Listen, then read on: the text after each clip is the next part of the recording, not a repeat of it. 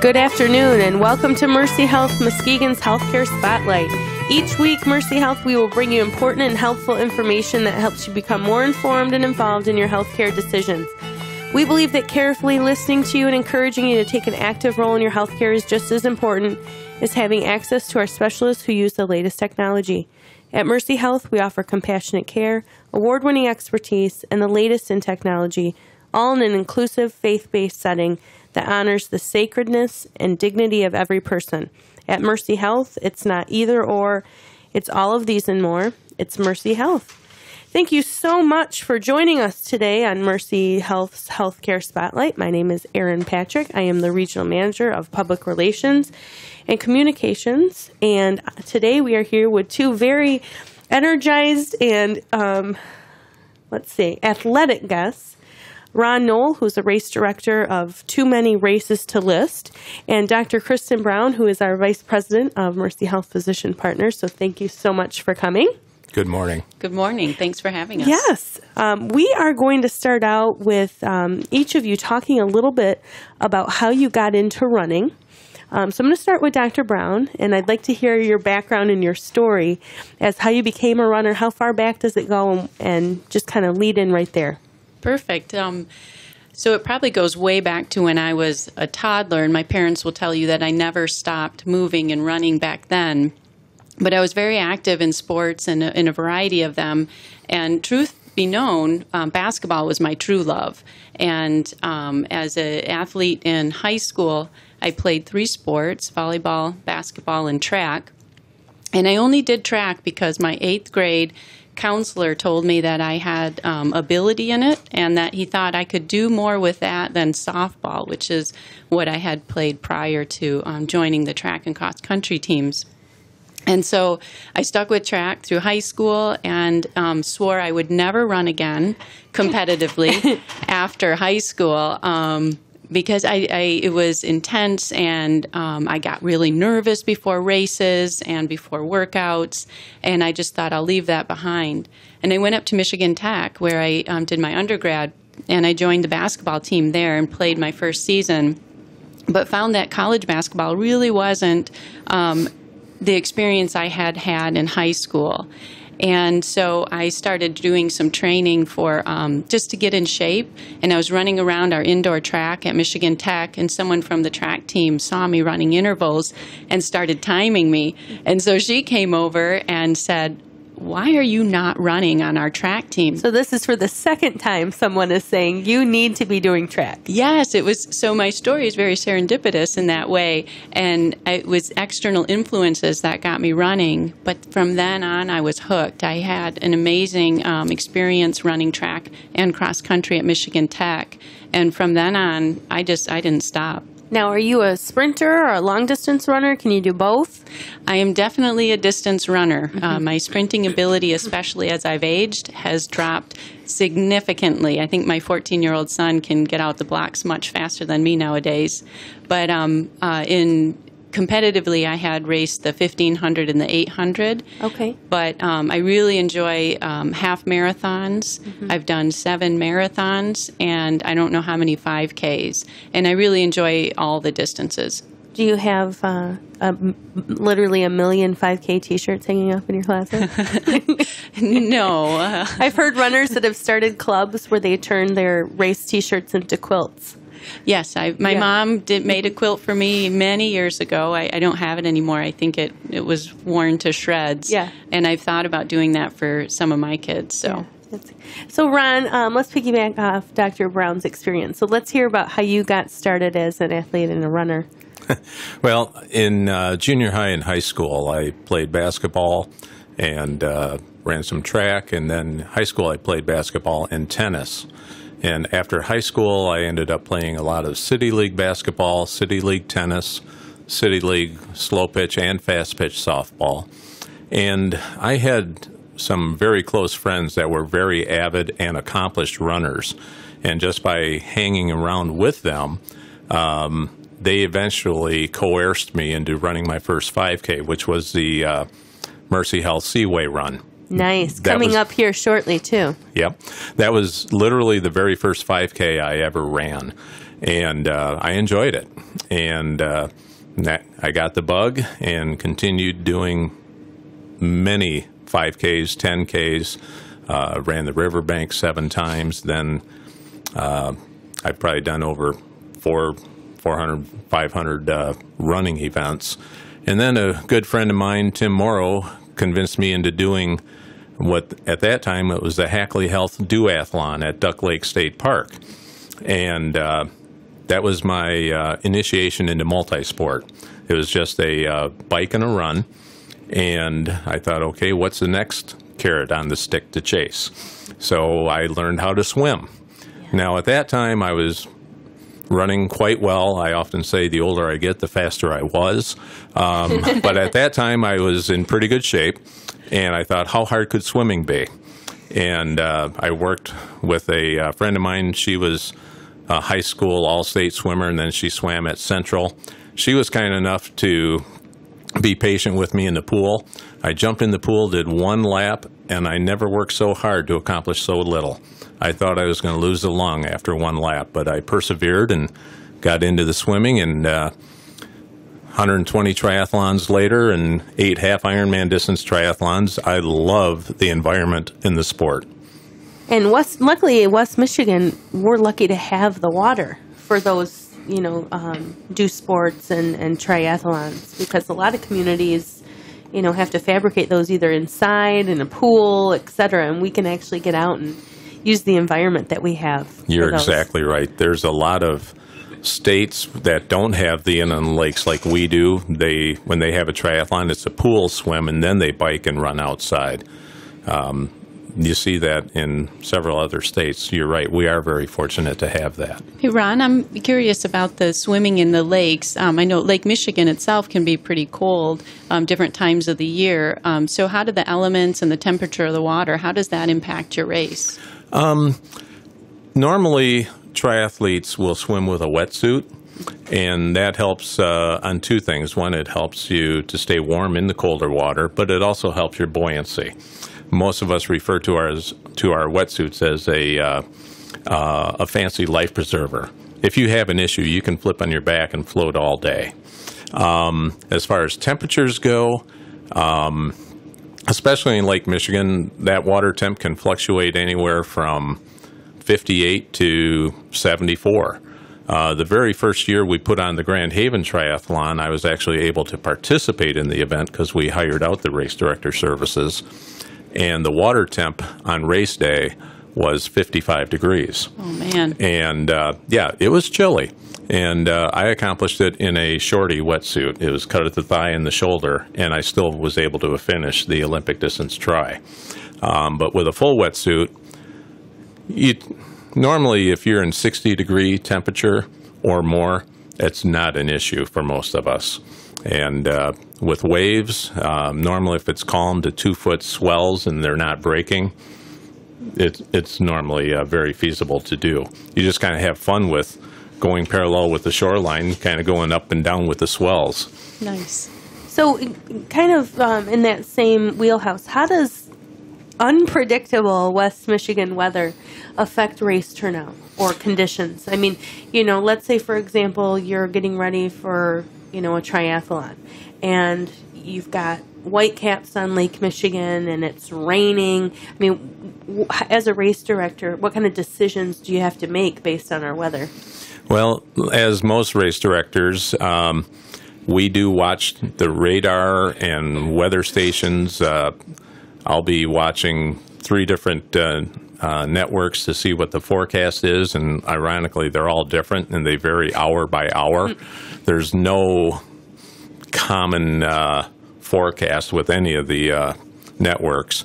But as far as the weather goes, regardless if it's raining or windy, it's game on. Mm-hmm. And the athletes realize that, too. The only thing that could delay or cancel the race is lightning. Okay. And the athletes realize this. As far as the water temp and conditions go, that's a game day call. Mm-hmm. Now, of the triathlons I put on, the one is in Grand Haven. Yeah, we swim in Lake Michigan, and I get to the race site at about 2:30 in the morning. Okay. And I take 3 different temperature reads, one from the city beach, one from the state park by the pavilion building, another one off the pier. And I toss my thermometer, which has sinkers on it, out about 100 feet, 150 feet. And I take 3 different reads at 2:30, 4:30, and again at 5:30, just to make sure the water temps are acceptable. With national guidelines put together by USA Triathlon, which I'm a certified race director with them, if the temp is 54.1 or above, you can swim. You can swim. Yep. And that is with no wetsuit? Or that is the athlete's choice. Okay. Last year, our water temp was about 59.5 degrees, and we had probably at least 15 athletes that swam the event without a wetsuit. Mm-hmm. Most everyone else did have wetsuits, though. And this is, I don't know if you are aware, but this is National Water Safety Awareness Week nationwide. Oh. So it's kind of nice timing that we're talking about some of these events that involve water. And for all of our Muskegon community, because you can't drive around town without hitting water here. No, true. So I just want to make sure that athletes are aware that you guys are checking, you're monitoring, you have their best interests in mind. So That's just a nice reminder, especially since we're a Watertown community. And if water conditions are not conducive for the race, then we would flip the event to a duathlon. Oh, okay. So instead of running, then the athletes would run, bike, and then run again. Have you had incidences with hypothermia in any of the competitors, and how do you manage that? We have had, last year with the colder water, we had some people that would come out of the water quite cold. One gentleman, he didn't go hypothermic, but he was very cold, and we had contracted EMS services there, and they had their ASAP or their Gator on the beach with plenty of heated blankets and staff there as well, and park rangers and Department of Public Safety first responders there too to monitor that. And we have a fabulous lifeguard coordinator. At that particular race, we'll have 20 lifeguards with rescue tubes in the water with wetsuits, 15 to 18 kayaks, 4 or 5 stand-up paddle boards, 3 wave runners, 3 sheriffs, Ottawa County Sheriff Department boats with divers on them, and a Coast Guard vessel on there to monitor the swimming conditions. So your participants are going to be really well taken care of, and their safety is obviously your first concern. Absolutely, especially on the swim. Mm-hmm. So now that both of you talked about how you got your start in running, for people who are not athletes yet, how long did it take you to become ready as an athlete to do events like the ones you're talking about? So, Dr. Brown, you're talking about doing marathons, and you started running as a toddler, but really kind of more focused on the traditional sports like basketball and softball and things like that. How did you get to be a distance runner? How do you build up that stamina? What kind of routine did you have for yourself? Well, mine may have been less traditional because I did run for high school and college. So I was used to having regular practices 6 days a week that were outlined by a coach and monitored and following particular guidelines and recommendations. So a lot of how to prepare for a race I learned through doing it and being coached. But I've had a number of friends ask me over the years that wanted to get into running how to start. And nowadays there are tons of different programs that people can look up online. There's the Couch Potato to 5K program that you can follow. There is I think the Old Kent River Run typically puts out a schedule for people, and they will start the schedule depending on your level of exercise and conditioning at the beginning. So if you've done some running, if you're a more advanced runner, or if you've done no running. And the nice thing about the online programs is they can be social too, so they'll get groups together, and then you can interact and share experiences with other people. Now, as a physician, would you recommend before anybody tries these programs, these apps, to come see, you know, their general practitioner, their family practitioner, and have a physical and just kind of check everything out before they start a new regimen? So I would recommend that regardless if they're going to start a new program or not, they should be in touch with their primary care physician. Make sure you have a primary care physician that you're established with, that you're going in for the routine recommended checks, which for many of us are annual preventive exams. So that should be part of their normal maintenance of how do you take care of your body and make sure you're staying healthy. And then if you traditionally have been sedentary and haven't been doing some level of activity, it's definitely a good idea to go in and talk to your physician about it ahead of time, maybe get some advice on how fast to ramp up, and if you have any underlying health conditions, how those might impact your training and how you might need to modify or watch for any problems with as you begin training. So I definitely would encourage that. Okay. So gradually building up to, you know, a 5K, and then maybe setting a next goal after you complete something like that is something that would be recommended. Absolutely. And the traditional rule of thumb that I had always heard was no more than a 10% increase in mileage over every 2 to 3 weeks. And I don't know if, Ron, if you've heard anything different from that. No, that's pretty much the gold standard. Yep.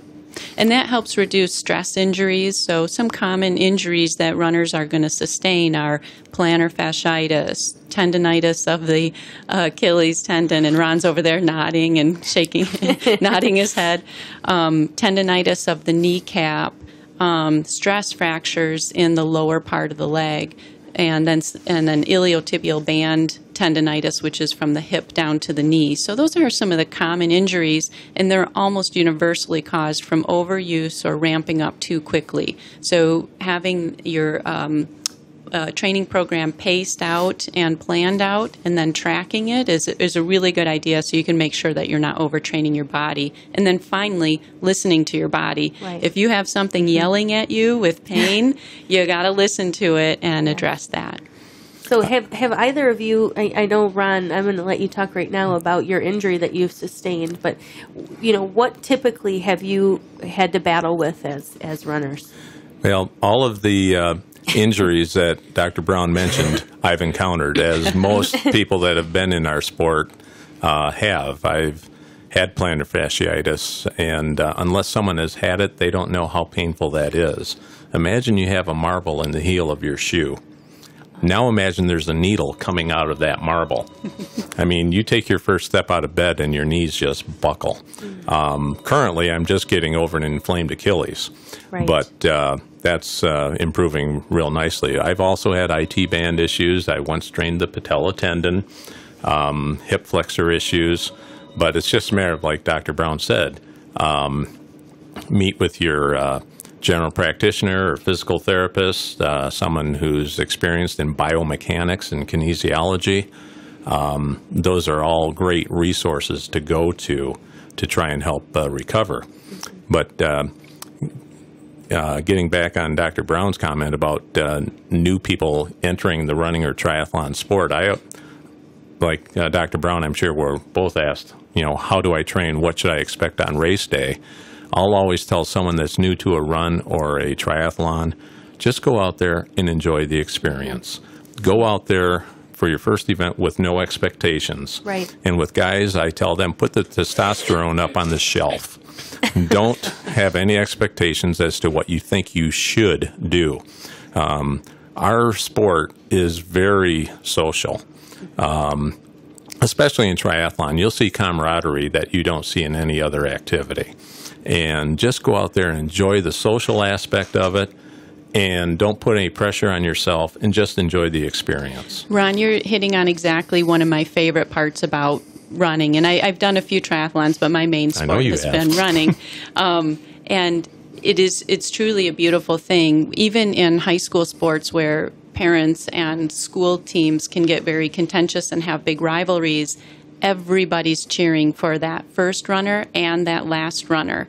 It really brings people together, And when you see someone out there putting forth every effort, every bit of energy that they have into finishing that race, and the smile that they have coming across that finish line, it's really uniting.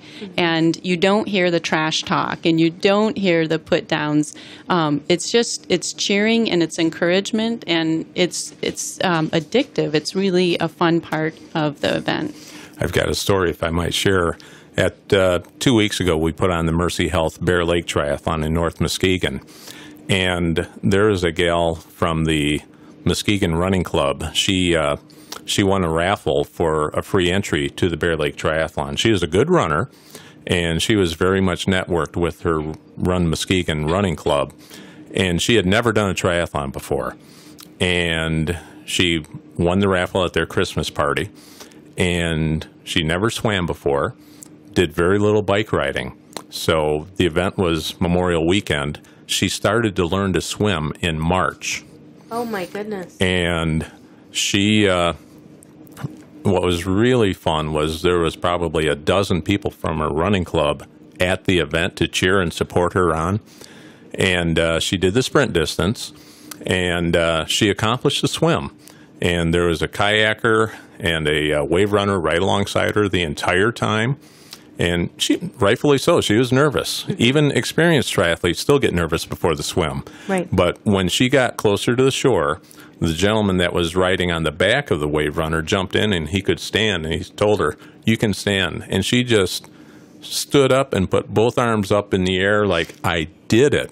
Yes. And then once she crossed the finish line, she was in tears, weeping. Yeah. That's what I love about the sport. And the other thing, I don't know if you guys saw the story a couple weeks ago, speaking about, Mercy Health and running clubs and camaraderie.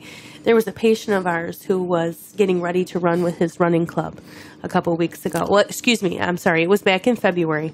And he was going to get ready and so happened to collapse, okay, in the middle of a restaurant. Yes. While his running club was meeting. And it just so happened that two off-duty nurses who were also part of our that cardiology program had been off-duty and were eating and came over and, long story short, saved his life. But the running club was able to disband, run around the community, look for AEDs to come back and perform that on the patient. And he survived. And he says, had I not been with my club, he goes, I'm not sure what would have happened, or had I not been, surrounded by, when he calls this angels, the nurses from Mercy Health. But just what they had mentioned, the nurses, that this running club was there for him. I mean, like or beyond what family members would do. And so I just think, the comments you're making about running, bringing people together is just, it's so true. And there are so many things to celebrate in an event and so many winners. So you can celebrate the overall winner, or the winner of an age group, or the person that did their first 5K, or the person that had a PR, or there's any number of reasons to celebrate, and everybody is striving for their own thing. So you can race the group, you can race the clock, or you can just be out there to finish and say, hey, I'm doing something healthy for myself and my body, and it feels good. So it's a really positive event. Well, that's a great segue. Ron, I'd like you to talk about some opportunities that are coming up for different events that Mercy Health is sponsoring in partnership with your organization as race director. And tell us when and where people can come and get some of those experiences, some of that feel-good vibe, if they're interested in getting into that racing community. Sure. Well, 2 weeks ago, Mercy Health was title sponsor for the Bear Lake Triathlon, which took place in North Muskegon. That was Memorial Weekend. And that will be Memorial Weekend next year as well, of 2018. And we had about 250 athletes there. The next event we're putting on is the Mercy Health Spring Lake Heritage Festival 5K, which is a week from Saturday, June 17. And that's at Spring Lake Central Park. And that's a flat, fast 5K course. And we encourage all runners of any ability. Walkers are also included to participate. If they have a running stroller, they're invited. We just don't want any dogs there. But then the next event is the Grand Haven Triathlon. That is Sunday, July 9. and that takes place at Mulligan's Hollow at the YMCA. The swim is in Lake Michigan. This sprint course, the short course, is a 5K swim, 12.5-mile bike, and a 5K run. And we allow relay teams together to participate, and we also have a duathlon. If you don't like to swim, you can run, bike, run. We also have an Olympic distance, which is a 0.92-mile swim, 24.8-mile bike, and a 10K run. Wow. And then in September 23 is the Mercy Health Oktoberfest Marathon, Half Marathon, and 5K. That's Saturday, September 23rd at Spring Lake Central Park. Okay. And we are just thrilled to have Mercy on board as title sponsor. They have definitely set the bar, the gold standard for being proactively involved with healthy, active lifestyle events, and we're just proud to have Mercy on board as our title sponsor. Well, health, all of these events align with our mission, and what we're moving towards, as Dr. Brown knows, is preventative health, seeing your family physician often, keeping people out of the hospital, and, staying healthy and participating in staying active is a goal of Mercy Health, and so the sponsorship and the partnership just makes really good sense. So I have a couple kind of closing questions for both of you. Ron, what is the coolest race that you've designed? The coolest race I designed, it took place about 6 years ago. It was an Xterra triathlon. What does that? I'm not sure what that is. Xterra is a national and international brand. It's a trademarked off-road triathlon where you swim, you mountain bike, and you trail run. Oh. And Mercy Health was title sponsor of that event, too. It took place at Yankee Springs. They swam, they mountain biked on the trail at Yankee Springs, and then they had a trail run. And it was very well received. Off-road triathletes are a whole nother level of crazy. The more difficult the event is, the more they enjoy it. That was probably the most fun event, creative event I've put on. And then, Dr. Brown, what is the coolest event that you've participated in? And it doesn't have to be a Mercy Health event. All right. Well, it's hard to pick because there have been a lot of really cool events that I've done, and for different reasons. But I'd probably have to say the Boston Marathon. Wow, yes. Which I did in 1996. Mm-hmm. It was the 100th year for the Boston Marathon, so it was a celebratory run. And my whole family went out to support me during that race, and my sister participated in that race as well. Cool. And it was only my second marathon, and I was too young to really know what I was doing, but I just went out and had a great time, mm-hmm. and it was a neat part of history for me. Any future race goals for either one of you? Any dream events out there that you're kind of looking toward on the horizon to participate in? At some point in time, I do want to do a full Ironman distance triathlon. Are any of your races Ironman qualifiers? No. Okay. No, they're not. Okay. So an Ironman for Ron, and how about Dr. Brown? Well, I'm resetting that goal. I had a pretty significant injury in my foot last year doing the Paris Marathon. So I'm thinking I had wanted to do an Ironman. That had been like a long-term goal. I think I probably wouldn't have done it until retirement because of my job and stuff right now. But I'm rethinking that and resetting my goals to see what will fit with what my body will let me do. Maybe the two of you can train together. How about that? There's a lot of training communities out there that they do train together. Mm-hmm. So for more information about the Mercy Health sponsored events coming up, is there a single website that they can visit? No, they're all individual websites at this point. Grand Haven is www.grandhaventry, and that's TRI.com. The Spring Lake Heritage Festival is heritagefestival5k.com, and Oktoberfest is www.oktoberfestmarathon.com. And of course, if you would like more information about Mercy Health and our fabulous physicians like Dr. Brown and any other events that we sponsor that are coming up, please visit www.mercyhealth.com. Thank you to our guests, Dr. Kristen Brown and Race Director Ron Knoll, for joining us today. We really appreciate you, the community, tuning into our program. Today's broadcast has been brought to you by Mercy Health Muskegon. Make sure to visit mercyhealth.com for more information regarding your health and what we're doing to support our community. At Mercy Health, we offer compassionate care, award-winning expertise, and the latest in technology, all in an inclusive, faith-based setting that honors the sacredness and dignity of every person. At Mercy Health, it's not either or, it's all of this and more. It's Mercy Health. Thank you.